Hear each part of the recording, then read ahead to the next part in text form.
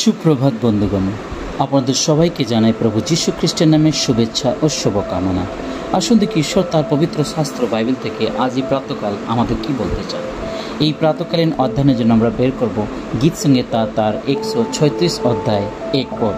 লেখা আছে, তোমরা সদাপ্রভুর স্তব করো, কেননা তিনি মঙ্গলময়, তাহার দয়া অনন্তকাল স্থায়ী। ঈশ্বর তাই সুন্দর বাক্যে আমাদের সকলকে আশীর্বাদ যুক্ত করে। আমেন।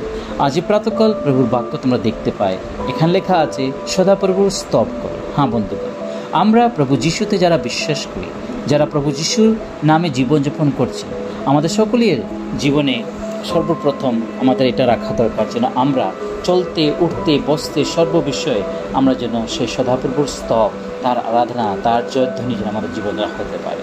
কেননা তিনি মঙ্গলময়। আমাদের জীবনের প্রত্যেকটা বিষয়ে আমরা দেখতে পাই প্রতিটা দিন প্রভু কীভাবে আমাদেরকে বাঁচিয়ে রেখেছেন। কত রকমের দুর্ঘটনা, কত রকমের লাঞ্ছনা, যাতনা, কত রকমের দুর্ঘটনা এই সংসারের মধ্যে হচ্ছে, কিন্তু সেই সংসারে আমরাও আছি। কিন্তু প্রভুর দয়া, প্রভুর যে মঙ্গল আমাদের জীবনে এত এত গভীরভাবে আছে, যেটা আমরা দেখতে পাই প্রভু আমাদেরকে বাঁচিয়ে রেখেছেন। তাই আমাদের তার স্তব করা, তার ধন্যবাদ করা খুবই প্রয়োজন। হ্যাঁ বন্ধুগণ, লেখা আছে তাহার দয়া অনন্তকাল স্থায়ী। হালেলুয়া। একবার প্রভু যিশু আমাদেরকে কিনে নিয়েছেন, আর সেই নিজ জীবন দিয়ে, নিজ রক্ত দ্বারা তিনি আমাদের ক্রয় করেছেন সেই পাপের সেই বন্ধন থেকে, আমাদেরকে জীবন দিয়েছেন। এবং তিনি যখন আমাদেরকে জীবন দিয়েছেন, তো তিনি আমাদের মধ্যে সেই অনন্ত জীবন তিনি প্রদান করেছেন, এবং সেই অনন্ত জীবন হচ্ছেন অনন্তকাল স্থায়ী। তার দয়া হচ্ছে অনন্তকাল স্থায়ী।